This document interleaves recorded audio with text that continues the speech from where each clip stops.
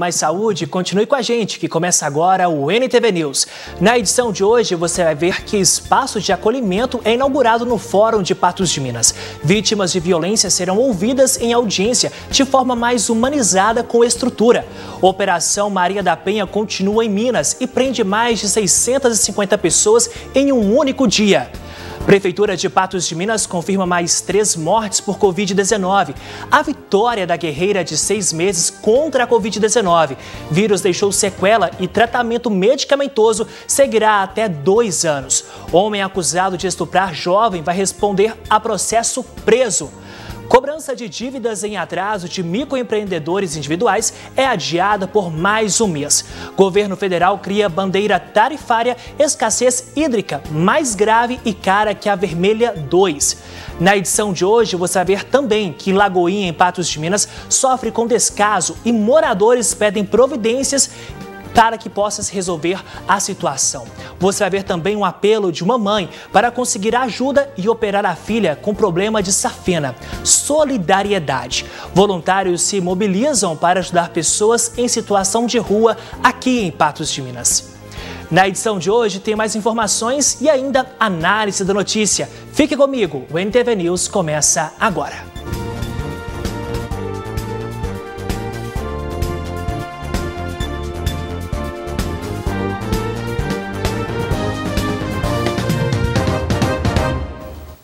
Foi inaugurado nesta terça-feira o Espaço Acolhida, no Fórum aqui de Patos de Minas. A ideia é criar um ambiente mais humanizado para atender às vítimas de violência.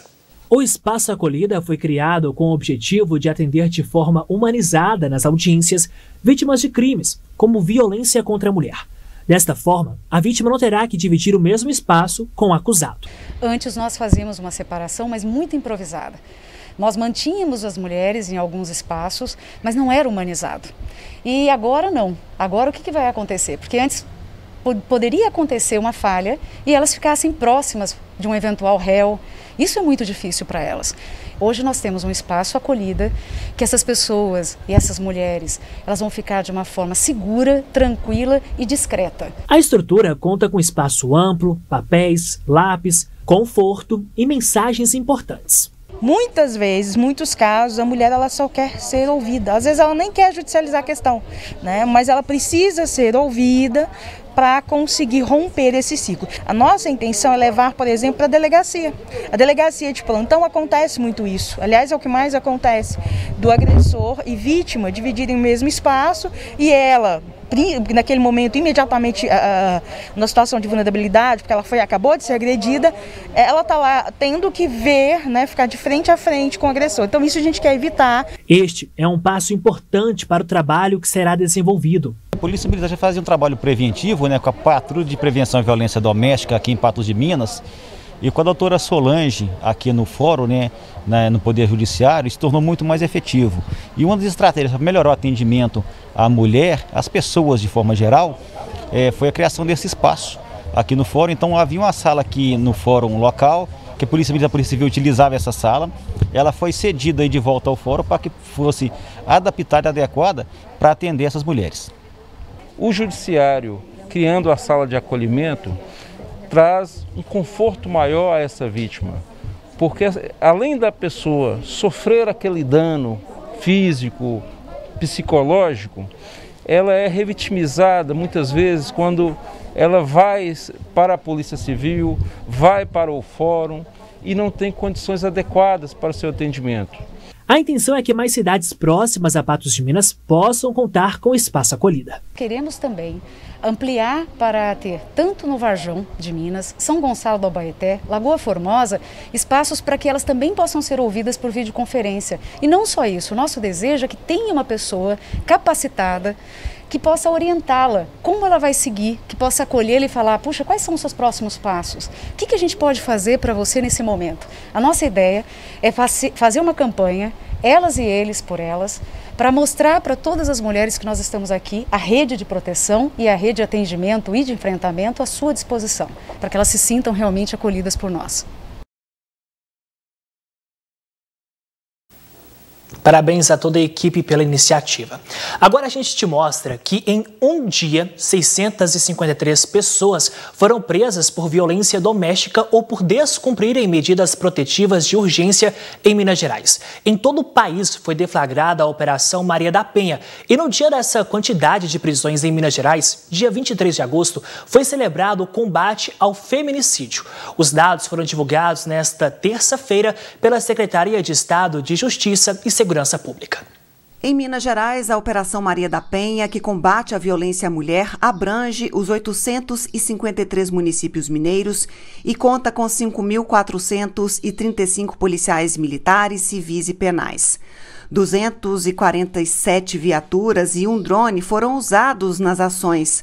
Foram cumpridos 23 mandados de prisão por descumprimento a medidas protetivas e 483 pessoas estão detidas por violência doméstica.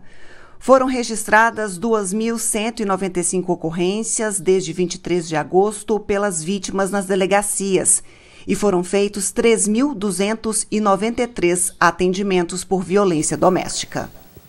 Essa operação especial no combate à violência contra a mulher segue até o final de setembro. Daqui a pouco você vai ver que o homem acusado de estuprar jovem vai responder a processo preso. E microempreendedores individuais com dívidas em atraso terão mais tempo para quitar os débitos. A Receita Federal adiou para o dia 30 de setembro o prazo para a regularização de microempreendedores individuais com tributos e negociações em atraso. Cerca de 1.800.000 estão nesta situação. Caso os microempreendedores não paguem os tributos e negociações em atraso, serão incluídos na dívida ativa da União. A inscrição acarreta cobrança judicial dos débitos e perda de benefícios tributários. Devido às dificuldades geradas pela pandemia, a cobrança não atinge MEI com dívidas recentes, somente de 5 anos atrás ou anterior a 2016. São 1.800.000 MEI nessa situação e devem 4 bilhões e meio ao governo. Para saber o valor do débito, basta consultar o site receita.fazenda.gov.br/Simples Nacional/Serviços/Grupo. O documento de arrecadação do Simples Nacional, DAS, para quitar as pendências, pode ser gerado pelo próprio site ou pelo aplicativo do MEI. Ao todo, são cerca de 4.300.000 empreendedores inadimplentes, que devem 5 bilhões e meio de reais ao governo. Ou seja, quase um terço de MEI registrados no país tem débitos a pagar. Um homem denunciado por estupro por Luísa Borja no ano passado foi preso em Patos de Minas. A justiça não concedeu o direito dele recorrer em liberdade. Luísa contou à nossa equipe como reagiu à notícia. Desde que denunciou o caso à delegacia e após relatar a situação ao vivo pelo programa Gui Boaventura, Luísa Borja viveu dias de muita tensão. Havia o medo pelo que poderia acontecer com ela, com o agressor à solta, havia a ansiedade pelos próximos passos a serem tomados pela justiça e o desejo de que tudo isso passasse. Foi 1 ano e meio de espera até receber a notícia de que Ronaldo, de 50 anos, conhecido como Cabeça, fora encaminhado para o presídio Sebastião Satiro após cumprimento de mandado de prisão expedido pela primeira vara criminal e da infância e juventude da comarca de Patos de Minas. Foi um processo muito doloroso, né? 1 ano e meio que a gente vem sofrendo com isso, mas que graças a Deus agora finalizou, né? De início eu estava confiante, depois eu achei que talvez não ia dar muito certo, mas eu tinha fé e persistência que ia dar certo. No final tinha uma esperancinha.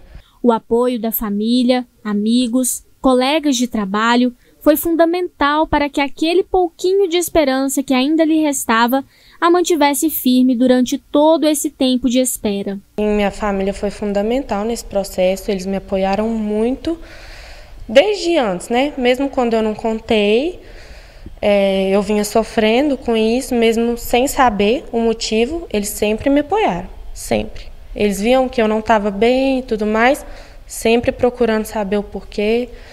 E quando eu resolvi mesmo, eu contei o porquê, Aí sim eu tive um apoio muito maior. A notícia não era esperada por ela e nem por seus familiares até que o processo se encerrasse. E foram meses de muita oscilação, sem ter a certeza de que daria certo. Mas a informação veio como um alívio, como uma forma de conforto pelos dias de angústia que passou ao longo desses últimos 9 anos e mais ainda neste último ano. Eu fiquei muito surpresa, né? Na verdade, eu fiquei em estado de choque. Eu não dava conta de falar nada, de movimentar, de nada. E aí, quando eu dei conta, eu achei que eu ia passar mal, de verdade.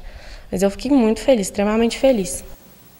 Daqui a pouco, aqui no NTV News, a gente fala de amor ao próximo. Voluntários se mobilizam para ajudar famílias em situação de rua e as dificuldades de algumas pessoas para retomar a rotina pós-Covid-19. A gente sabe que a Covid-19 pode deixar sequelas.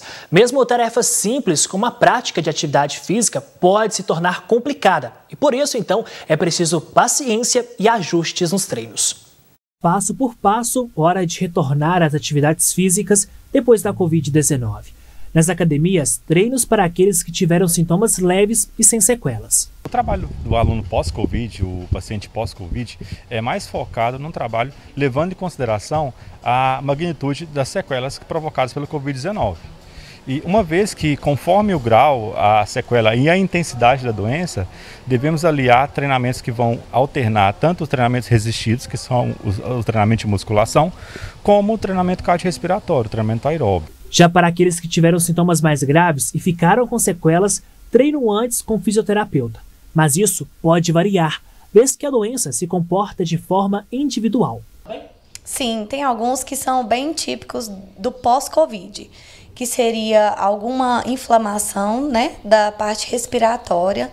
A gente tem sintomas também de fadiga da musculatura, né? Quando a pessoa volta e retorna às atividades físicas, sente também fraqueza muscular.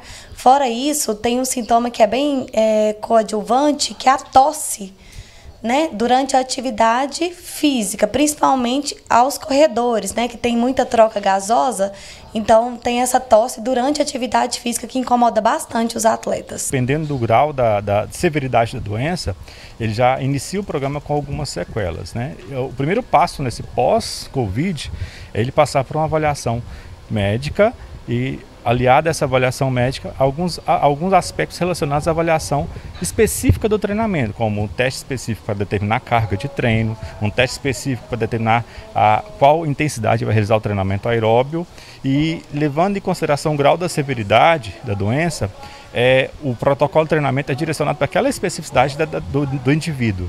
Mesmo após a Covid-19, os exercícios físicos precisam ser retomados de forma gradativa. Os exercícios são bem brandos no início, né? Por exemplo, um maratonista de paciente que eu já atendi, a gente retorna com 1 quilômetro apenas. E nesse sintoma a gente consegue ver a resposta do corpo, que é bem individualizado de paciente para paciente. Tive casos de pacientes que sentiram dor no peito ao retornar às atividades físicas, fadiga muscular, cansaço e, inclusive, tem pacientes que não conseguem voltar e retornar 100% da sua atividade física da capacidade máxima que fazia antes. Para cada treino com os profissionais, uma forma de se exercitar, um trabalho em conjunto. Pensando em dois momentos, né? Aquele que fazia exercício físico antes do Covid-19 e aquele que não fazia. O que fazia, caso ele não tenha a versão grave da doença, ele retorne de forma gradativa aos treinos, de forma próximo ao que ele já estava acostumado a treinar antes da doença. Já o indivíduo que nunca treinou, é sedentário, teve Covid-19, quer iniciar um programa de treinamentos, é recomendado que ele passe por uma avaliação médica. O trabalho ele é em equipe, né? Então, nós retornamos o paciente para a sua atividade, né, de alto rendimento, e logo depois disso a gente coloca um profissional da área de educação física para poder manter o que a gente conseguiu e um médico para poder reavaliar se é necessário ou não alguns exames para poder retornar às atividades. Agora a gente fala sobre amor ao próximo no NTV News. Voluntários se uniram para ajudar mais pessoas em Patos de Minas. Famílias carentes e pessoas em situação de rua são os beneficiados com o projeto e você também pode ajudar. Semanalmente, o projeto Ide Sem Medo de Servir entrega comida para pessoas em situação de rua.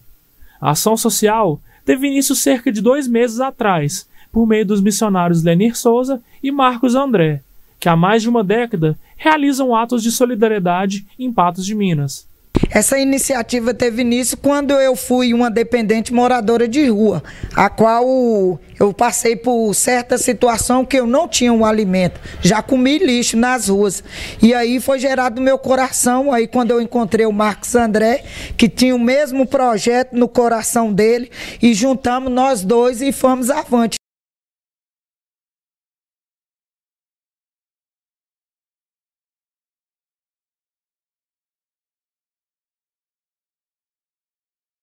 E aí agora nós estamos assim com projetos já firmes, agora já alimentamos 330 moradores de rua, arrecadamos alimento para as famílias de baixa renda, né? E levamos cesta básica a eles, aí deu para a gente melhorar e queremos melhorar cada dia mais. A arrecadação ela é feita através de contribuições aí do própria comunidade da igreja, né? Cada um contribui com alimento e vai expande, né, entre amigos, familiares, e com um pouquinho a gente arrecada aí a cesta básica que é levada às famílias de baixa renda do município.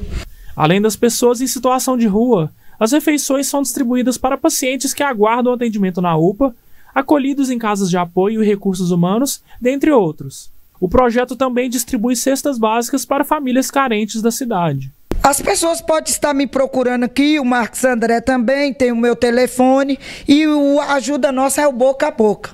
Inclusive com os irmãos da nossa comunidade somos um só coração, um só propósito, e através dos vizinhos e o boca a boca mesmo. Para colaborar com o projeto, basta ligar para Lenir pelo telefone 34 99839 3270 ou visitá-la na comunidade Somos Um em Cristo, situada na rua Laor de Melo Ribeiro, número 315, no bairro Jardim Panorâmico. Por falar em ajuda ao próximo, daqui a pouco a gente mostra o apelo de uma mãe para conseguir dinheiro para pagar a operação da filha. Educadores reivindicam reajuste salarial e o orçamento de 2022 prevê salário mínimo de R$ 1.169. O presidente Jair Bolsonaro esteve nesta terça-feira em Uberlândia para participar da inauguração do Complexo Produtor de Água Deputado Luiz Humberto Carneiro, o sistema Capim Branco. O complexo vai garantir o abastecimento para 1,5 milhão de pessoas, mas com capacidade para ampliação para atender até 3 milhões em 2060. A obra de 332 milhões de reais foi financiada pela Caixa com recursos do FGTS, gerenciados pelo Ministério do Desenvolvimento Regional. A ida de Bolsonaro a Uberlândia provocou a mobilização de apoiadores que preferiam cumprimentá-los sem máscara.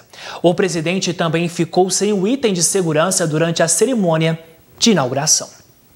A gente começa então com este assunto, a nossa análise da notícia. Comigo hoje na bancada, o jornalista apresentador da NTV, Gui Boaventura. Gui, nós estamos acompanhando então as imagens desse momento da vinda do presidente Jair Bolsonaro a Uberlândia. Como a gente percebe, muitas pessoas utilizando a máscara e ele mais uma vez optou por não utilizar este item. Uma boa noite para você. Boa noite, Matheus. Boa noite para o nosso telespectador. Isso é o mínimo, né? O de destaque aí nessa visita dele à Uberlândia. E o presidente é isso aí. Não adianta você querer mudar, não adianta você querer reclamar. Ele foi o tempo todo sem máscara, andou o tempo todo sem máscara, fez o que quis e está tudo certo e não vai mudar. Então, né, isso é uma coisa que você tem que... Aceita que dói menos. Ponto. Ou... né, o brasileiro pode reclamar, é a única maneira que pode reclamar para dar algum resultado diferente é nas urnas, não adianta. Agora, tem um outro aspecto aí dessa inauguração lá em Uberlândia, é a inveja que nos faz. Uberlândia faz uma projeção. Ah, Uberlândia é uma cidade grande, mas já foi pequena. Quando eu fui para Uberlândia era do tamanho de Patos, um pouco maior, 200 e poucos mil habitantes, 220 mil habitantes, 210. Uberlândia hoje está programando a cidade para daqui 80 anos, 60, 80 anos. Por que a gente não pensa desse jeito? Por que proporcionalmente nós não podemos agir do mesmo jeito? Nós estamos aí passando uma situação em relação a tratamento de água e esgoto em Patos de Minas, que num determinado momento, qualquer incidente que acontecer com a natureza, nós vamos passar aí 10, 15 dias sem... Você já imaginou Patos passar 10, 15 dias sem água na torneira para fazer absolutamente nada? E nós corremos esse risco, porque o rio Paranaíba corre o risco de, a qualquer momento, ele dá um problema, ter um problema de água, baixar demais a água, e a água daqui até outubro ela só vai baixar, e nós só temos um plano para fornecer água para o patense, que é o rio Paranaíba, aquela água suja, barrenta, cheia de esgoto, cheia de sujeira, gasto um absurdo para limpar aquela água, para purificar aquela água. Mas nós só temos essa opção. Uberlândia tem Sucupira, tem Bom Jardim e agora tem Capim Branco, uma adutora que traz água de uma represa enorme. Todo mundo conhece a represa de Capim Branco. É uma represa de uma hidroelétrica ou hidrelétrica. Então, tem água para fornecer para uma cidade absurdamente durante muitos anos. E ainda tem os dois sistemas. E outra coisa, tem um sistema lá de interligação dessas captações lá, que é um só, é um sistema só. Se faltar em um, o outro... está disponível. Está disponível lá. E eles fazem isso, é importante dizer, eles fazem isso ao custo para o consumidor de 1/3 do que nós estamos pagando em Patos de Minas. 30% do valor, não é 30% a menos, não é 30% do valor que nós pagamos aqui, o que se paga da água e do esgoto lá em Uberlândia. Isso nos mata de inveja, porque nós estamos aqui ainda no princípio da coisa, discutindo o contrato da cidade, o contrato do município com a Copasa. Nós ainda não estamos nem no meio do caminho dessa discussão. Isso é o que mais nos entristece. Pois é, Gui, agora a gente muda de assunto e mostra para você e para quem tem em casa que profissionais de educação colocaram faixas e cartazes na porta da Assembleia Legislativa de Minas Gerais nesta terça-feira para cobrar o governo de Minas o pagamento do piso salarial que não é alcançado desde 2016. Representantes da categoria se reuniram com a Comissão de Educação, Ciência e Tecnologia da Assembleia Legislativa de Minas Gerais para reivindicar melhorias salariais. Pelas contas do economista e coordenador do DIESE, na subseção do Sindiut, Diego Rossi de Oliveira, a categoria tem a pior remuneração de Minas, com piso de R$ 2.309. E para alcançar o piso nacional, seria necessário um reajuste de quase 46%.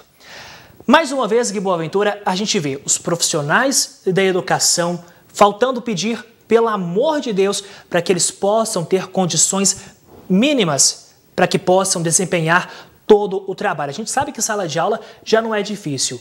Todo trabalhador ele deve ser remunerado. E de repente a gente vê mais uma vez os profissionais da educação tendo que se manifestar, mostrar a sua insatisfação por um problema lá de 2016. Que não precisava acontecer, né?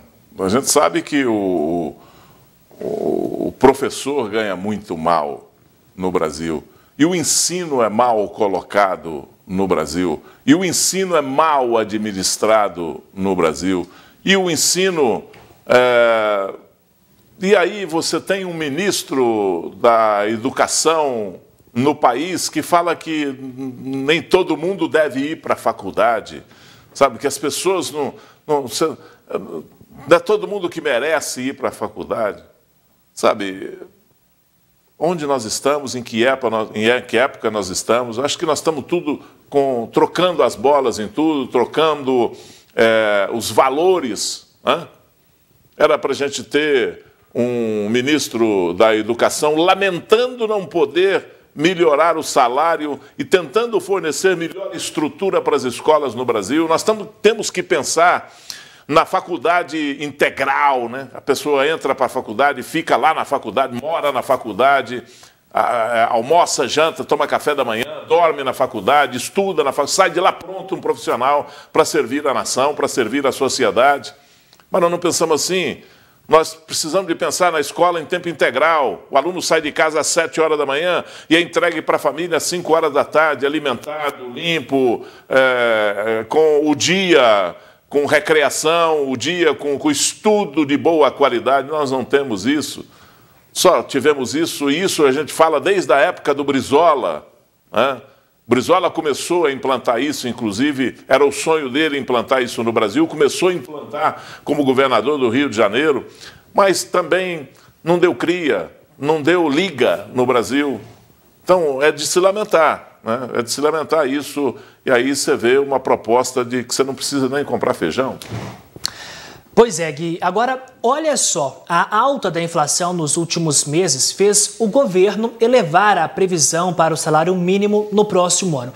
O projeto de lei orçamentária de 2022, enviado nesta terça-feira ao Congresso Nacional, prevê salário mínimo de R$ 1.169, R$ 22 mais alto que o valor de R$ 1.147 aprovado na Lei de Diretrizes Orçamentárias. Mas o valor do salário mínimo pode ficar ainda maior caso a inflação supere a previsão até o fim do ano. Olha, mas o governo vai controlar essa inflação aí para não subir tanto assim essa inflação, porque não pode passar, não pode correr o risco de atingir 2 dígitos. Ela tem que ficar entre ali 8% e 9%, mesmo porque nós já ouvimos o ministro da Economia dizer que, olha, os Estados Unidos, que nós gostamos tanto, a inflação vai ser 7%, nós vamos ser 8%. Olha que maravilha, vamos ser próximos, parecidos com os Estados Unidos. E aí a gente quer ser parecido com os Estados Unidos, é no salário que o trabalhador recebe, é na condição de transporte que o trabalhador tem, é na condição de vida que o cidadão tem, não é na inflação que nós podemos ser iguais. E assim é o seguinte, quando você fala de Estados Unidos, a inflação vai ser 7% esse ano, a previsão é de 7% esse ano. Mas deve cair para 2%, 3% no ano de 2022. Será que nós vamos conseguir isso também? Conseguir imitar também desse jeito? É muito complicada essa situação. E o salário mínimo a 1.169 no Brasil, essa questão do salário mínimo é uma coisa engastalhada, usando um termo popular, né? Engastalhada, arraigada, porque é pouco para quem recebe e é muito para quem paga, porque o que o empregador paga de imposto em cima do salário é um negócio assim absurdo, fora dos moldes, e que ninguém consegue nem discutir isso, o Congresso Nacional nem consegue discutir isso, não consegue caminhar numa discussão para favorecer de fato, não é com tapiação, não é com engodo, é melhorar agora, temporariamente, não vamos baixar temporariamente para você garantir os empregos, está tendo muito desemprego, então você não demite e a gente baixa aqui alguma coisinha para você, só para você ficar satisfeito, passando o melzinho na sua boca, na boca do empresário, e o empresário continua bancando esse país, porque quem banca esse país são os empresários. Né? O trabalhador com a sua força de trabalho e monetariamente, financeiramente, quem banca esse país são os empresários. E por incrível que pareça, a grande banca está no micro, no pequeno, no microempresário que continua sustentando a sociedade, dando emprego, pagando impostos e etc. Agora, nós vamos viver essa corda de guerra, quanto tempo ainda nesse país? O salário mínimo no Brasil, se você acompanhar todas as pesquisas que existem, os especialistas dizem que, ou versam que o salário mínimo no Brasil devia ser em torno de R$ 5.200 no mínimo. Quer dizer, nós temos... o trabalhador brasileiro recebe como mínimo 1/5 do que deveria ser. Sabe, é uma situação assim que, quando você começa a analisar, você fica até meio fora do emocional, porque você sabe o quanto é difícil para o trabalhador, mas você sabe também o quanto é difícil para o empregador, né? O empregador pagar é difícil, e é pouco para o empregado receber. Pois é, Gui Boaventura. Agora, olha só esse apelo que nós vamos mostrar. Com 2 veias safenas comprometidas, a mãe de uma jovem pede ajuda para pagar o procedimento cirúrgico que resolverá esse problema. Devido à gravidade, se não for feito o quanto antes, a jovem poderá ter diversos problemas de saúde. A Érica tem 23 anos. Há 3 meses descobriu um problema de saúde. Eu notei que as pernas dela tinham as veias bastante grossas, né? E eu fiquei muito preocupada com isso. E como sabendo que na minha família já tem casos de pessoas que têm problemas na veia das pernas, eu resolvi procurar um angiologista. Ela fez a consulta com a minha filha e me pediu um exame, né, da minha filha para ver o que se tratava do problema. Devido à gravidade, a jovem pode desenvolver diversos problemas de saúde. Como exemplo, a embolia pulmonar. São 2 veias na perna, chamadas safenas, né, que estão bastante comprometidas, de cima e embaixo, e que um procedimento menos invasivo não poderia ser feito porque não obteria resultado. Pode ter uma embolia pulmonar, um aneurisma, um AVC, uma isquemia cerebral. Então são muitos problemas e muitas doenças que podem vir a acarretar por causa desse problema nessas pernas. Sem condições para arcar com o procedimento, a mãe pede ajuda. A cirurgia com a médica da Érica pode chegar a R$ 9.000. Portanto, se você puder ajudar, doe qualquer quantia por meio do Pix 034 474 37642. O pedido da gente é que a gente não tem condição de esperar por uma cirurgia dessa pelo SUS, porque além de demorar muito, é uma cirurgia de urgência, né? E minha filha está precisando muito. E a gente não dispõe do recurso, né, para estar fazendo essa cirurgia. Nem eu e nem ela, né? Porque aqui, ó, ela mora com a sogra dela, né? E o marido dela ganha pouco, e ele também não tem condição de arcar, né, com as despesas da cirurgia. Então eu pediria que, assim, quem pudesse doar para a gente, né, fazer a doação em qualquer quantia que puder, né, sendo doada de coração, a gente agradeceria muito, não importa o valor, né, o importante é que ela faça essa cirurgia e que depois, inclusive, quando essa cirurgia dela for feita, eu quero voltar a gravar novamente para ver que realmente ela fez a cirurgia, que o pedido não foi para fazer outra coisa, mas sim para fazer a cirurgia dela. Com certeza nós estaremos com vocês. Olha só, Gui, a gente tem uma história, um pedido aí dessa jovem, a Érica, que é onde ela tem 2 veias safenas comprometidas. Se ela não fizer o quanto antes o procedimento cirúrgico, que pode chegar aí a R$ 9.000 com a médica da Érica, essa jovem ela pode começar a ter diversos outros problemas de saúde. Então, é um pedido urgente, esse procedimento tem que ser feito o quanto antes, de uma família que não tem condição. Mais uma vez a gente retrata aqui a situação do povo pedindo ajuda para que possa resolver inúmeros problemas. Aí você dá munição para o anarquista falar. Porque o anarquista fala numa hora dessa, então nós não precisamos de governo, porque é o povo que soluciona os problemas. O governo fica só com o trivial e os problemas reais é o povo quem vai resolver. Porque quando não tem nenhum amparo, quando não tem um plano de saúde, quando não tem dinheiro para pagar o hospital e quando não tem vaga no SUS, o povo se vira. E aí, se eu fosse um anarquista, eu estaria aqui fazendo o maior escarcéu, dizendo que nós não precisamos de governo. Para que a gente precisa de governo? Mas, lamentavelmente, é essa a situação do país. Lamentavelmente, é isso que nós vemos na realidade. Se não tem um plano de saúde, porque não consegue pagar um plano de saúde, que é um absurdo você pagar um plano de saúde no Brasil. Sim. Se você não tem dinheiro para pagar um hospital particular e não tem vaga no SUS, simplesmente a autoridade fala que não tem condição. E como ela vai se ver? Não, ela procura a imprensa e o povo vai ajudar. E é o único que não falha, viu? O único que não falha é o povo, porque o povo normalmente dá a mão e socorre essas pessoas que estão necessitadas.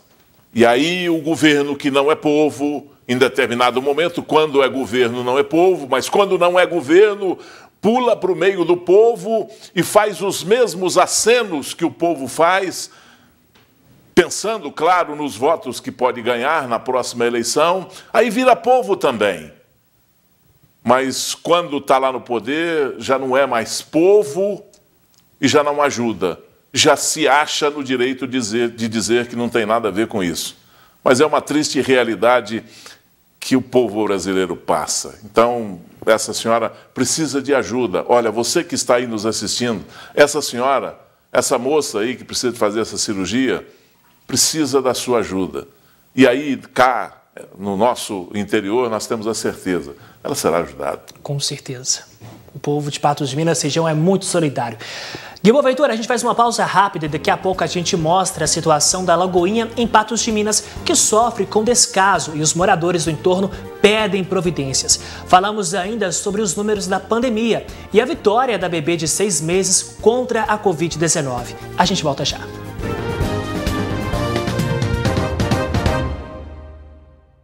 De volta, e agora você vai ver que a Lagoinha em Patos de Minas é um ponto apreciado por muitas pessoas, seja para a prática de atividade física ou lazer. Só que há anos o local sofre com descaso. Do ar puro, da natureza, a inspiração para fazer a atividade física pela manhã. A situação aqui para fazer caminhada, eu acho bom demais. É um lugar que a gente se inspira a natureza, né? E exercita o corpo também. Mas até certo ponto, viu? A Lagoinha, como é conhecida em Patos de Minas, há anos é mal cuidada. A começar pela cor da água. Para muitos, mais parece um lamaçal. Lá dentro é possível encontrar diversos objetos, desde garrafas de cerveja até sacolinha. De acordo com a Maria, que mora no bairro há 50 anos, a cada dia a situação piora. Tem muito tempo. Isso aqui tá uma vergonha pra gente. Ninguém merece isso aí. No fundo dessa lagoa, só Deus sabe o que tem lá. Só Deus, porque tudo que é lixo, eles vão jogando aí dentro. Você passa do lado de lá ali, ó, tem dia, às vezes hoje o vento pode ter encostado, né? Não, mas dá nojo, tudo que você pensar tá lá dentro. Danos ambientais observados por pessoas de outros bairros, que vêm para a pista para caminhar. É sempre nessas condições, né? Mas agora tá pior no tempo pra cá, né? Piorou. O que a gente tem percebido é muita sujeira, né? Vem um pessoal aqui, mas demora aí 3, 4 meses sem fazer limpeza na lagoinha, entendeu? Então fica desse jeito, sujo, desse tipo. A pergunta que ainda não foi respondida é por que o local não recebe a devida atenção e cuidados necessários. E ninguém faz nada. É triste ver essa situação. Quem pode fazer isso não faz nada. A gente quer fazer, mas não tem condições e não é nossa área, né? Então eu queria que Deus ajudasse, que alguém tomasse uma atitude, sabe? E desse um jeito de limpar essa lagoa, tirar a lixaiada que está lá dentro. Para quem passa quase que diariamente por aqui, o pedido é que com urgência a lagoinha seja preservada. As pessoas que tentam zelar, varre bem. O que eu acho assim, uma irresponsabilidade, eles vêm com todo o trabalho e limpa, depois a gente volta, já tá tudo sujo em volta, sabe, Matheus? Isso eu acho uma indignidade, o povo não colabora. A água suja, eu não sei por que aquela água tá tão suja daquele jeito. Agora é sujeira, é lixo, sabe? As pessoas não colaboram. Muito sujo esse negócio, né? Poucas pessoas para cuidar e muitos para bagunçar, né? Destruir, né? Há quase um mês, diariamente, eu estou com você aqui no NTV News e eu já perdi as contas de quantas vezes eu vou falar o que eu vou falar agora para você. Continuamos à espera de respostas das autoridades sobre o que e quando serão feitos aí essas melhorias necessárias no local. Gui Boaventura, como eu disse, já perdi as contas de quantas vezes eu já falei sobre isso, mas agora sobre um outro fato, um outro problema de Patos de Minas, a situação da Lagoinha, como a gente pode acompanhar. Mas são dois problemas, né? O poder público e nós que não temos educação. E jogamos o plástico na rua, a sacolinha de plástico, o papel de bala, o toco de cigarro, e você vai sujando, né? Nós somos mal educados em relação a isso. Por outro lado, o poder público se aproveita disso e nada faz. Ah, o povo suja mesmo, então deixa sujo. E a gente vai caindo nesse discreto, sabe, nesse descrédito. Então, não faz aqui, não tem problema, porque o pessoal, o povo de lá mesmo é que está sujando, e a gente não tem como fazer sempre, mas tinha que fazer sempre, inclusive fiscalizar, né? De vez em quando eu falo aqui a respeito das minhas andanças aí pelo Brasil, eu vivi no sul do país, e eu fiquei extremamente admirado quando fui ver uma festa de exposição em Londrina, Expo Londrina. Você vê um batalhão de gente para catar, para apanhar um ou dois tocos de cigarros ou papel de bala ou coisa que cai, porque o povo não suja, né? E, além disso, tem a resposta do poder público para não deixar sujar, para acompanhar aquilo de perto, né? E isso soma, né? Quando você tem uma cidade limpa, quando a sua cidade está limpa, tem que se fazer uma pergunta que é extremamente importante. A minha cidade é limpa porque suja pouco ou porque limpa muito? Sabe? Existe uma diferença. Se você tem uma cidade limpa porque suja pouco, porque nós, o povo, somos educados. E isso é relevante, sim. Pois é, Gui. Agora, olha só, o governo anunciou hoje um reajuste de quase 50% no valor de conta de luz para arcar com os prejuízos gerados pela crise hídrica que assola o país. A bandeira 2 será paga pelo menos até o fim de abril de 2022 e foi criada outra, a bandeira tarifária escassez hídrica. Veja. 49,63%. Este é o aumento que os brasileiros terão de encarar na conta de luz a partir de agora. O aumento foi anunciado pela Agência Nacional de Energia Elétrica e entrará em vigor a partir do dia 1º de setembro. Esta é a segunda alta do ano, já que a bandeira vermelha de patamar 2 já estava em vigor desde o fim de junho, e com a nova alta, R$ 14,20 serão adicionados para cada quilowatt de energia consumido. Nas ruas, o reajuste não agradou e a inconformidade é geral. É um pouco complicado, que só aumento de cada vez mais, vem aumento da gasolina e agora vem da energia, né?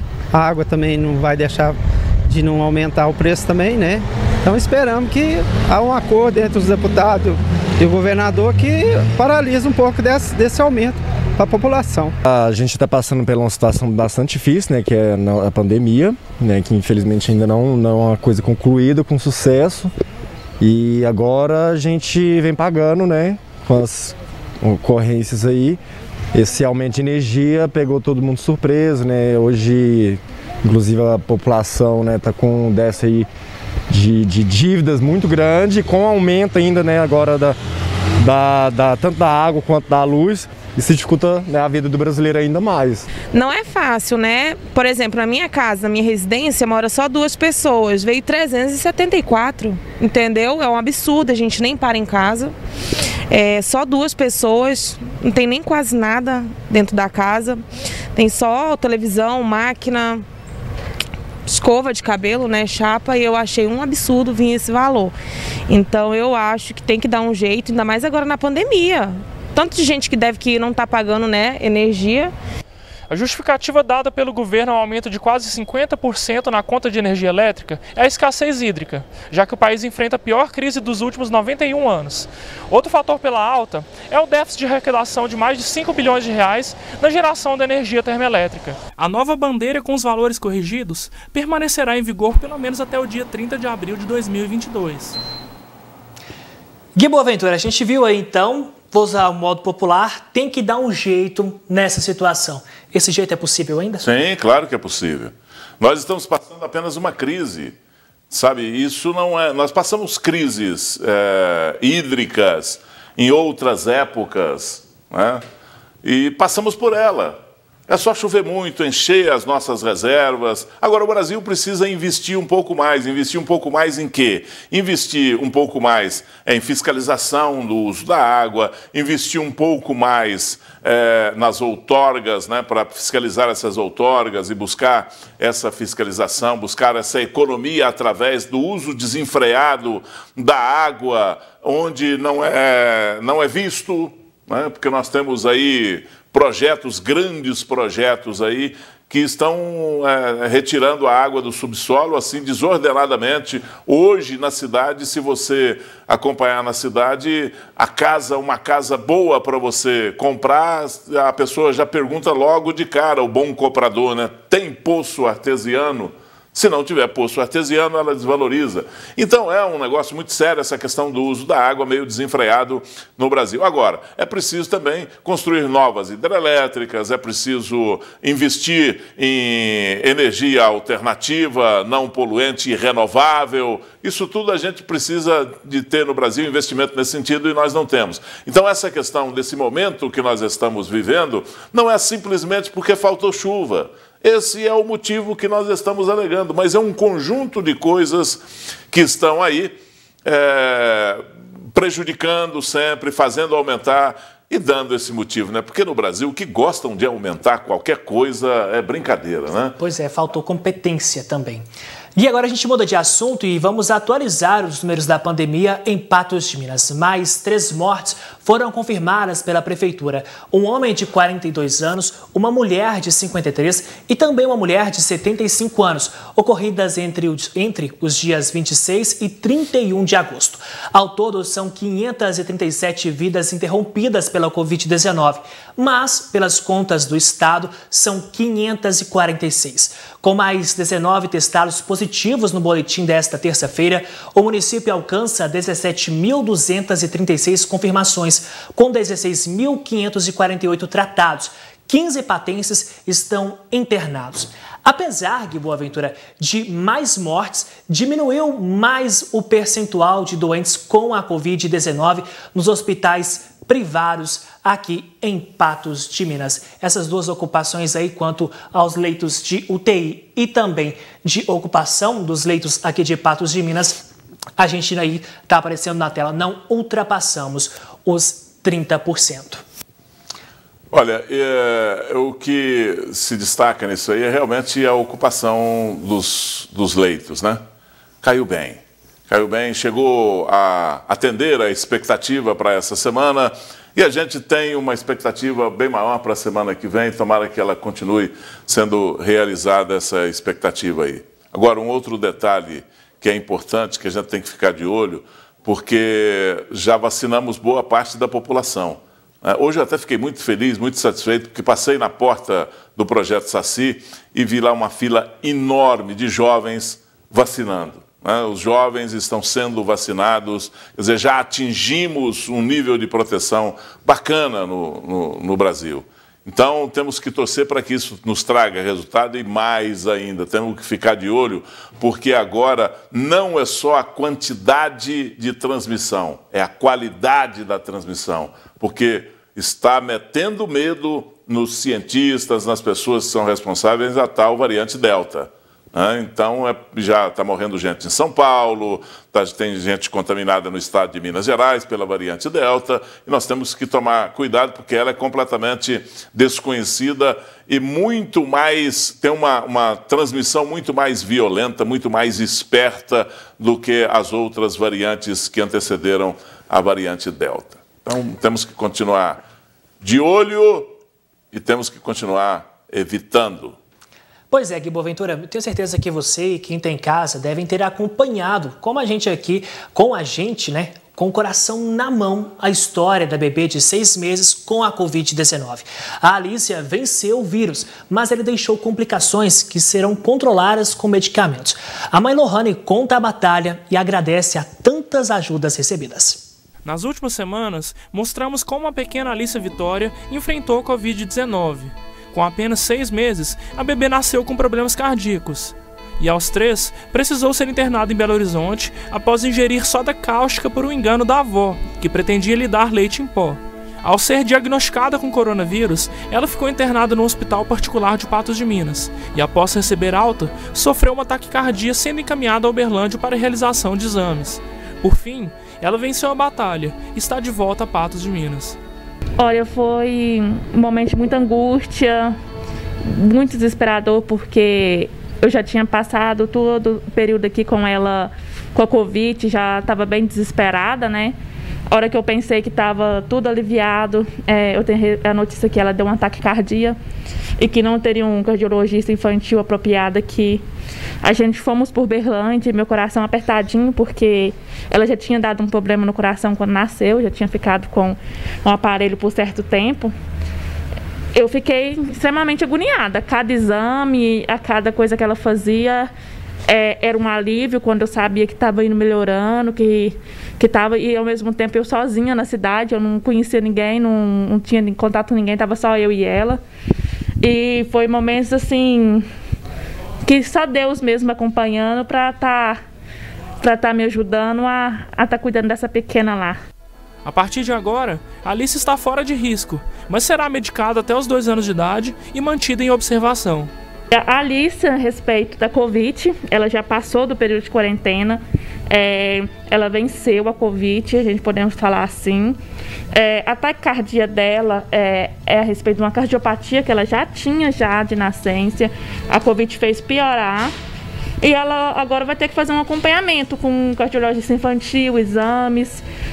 Daqui a alguns dias a gente tem que voltar novamente para Uberlândia para estar fazendo esses exames nela. E ela vai tomar um remédio até 2 anos de idade para o coração. E se Deus quiser, ela tem 80% de chance de, quando der os 2 anos de idade, ela parar sem precisar fazer nenhuma cirurgia. Nada disso teria sido possível sem o apoio de voluntários, que ajudaram a Alice e Lohane durante todo o processo em que a bebê estava sendo tratada. A população aqui de Patos, a imprensa, eu não tenho nem palavras para agradecer, porque foram eles que me ajudaram a cada momento, quando eu estava aqui em Patos, quando eu estava em Uberlândia com ela. Era eles que davam tanto apoio moral como estrutura financeira lá para mim continuar levando ela para fazer os exames, pagando diárias, alimentação. Apoio toda hora eu recebi um apoio para tá continuando, né, lá com ela, um apoio moral. Ao contrário aqui da prefeitura daqui, né, que não quis nem saber, não quis nem falar assim, eu vou te dar um apoio, nem que seja psicológico, nada. Foi tudo a população. Eu não sei o que agradecer, porque eles estiveram comigo a cada momento, a cada etapa que a Alicia passou nesses últimos dias, ele esteve comigo. Com tudo que passou, Alice demonstrou toda a força possível em forma de retribuição ao amor da mãe e ao carinho recebido por todos. É uma guerreira. É minha pequena guerreira. Pequena grande guerreira.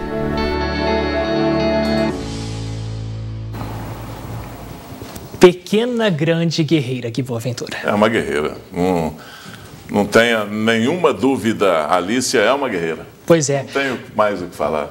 Verdade. Com essa, então, a gente fecha a nossa análise da notícia, o NTV News de hoje, mas amanhã nós estaremos de volta às 11h30, tenho 30 minutos, na sequência, programa Gui Boa Aventura. Meu amigo, boa noite para você.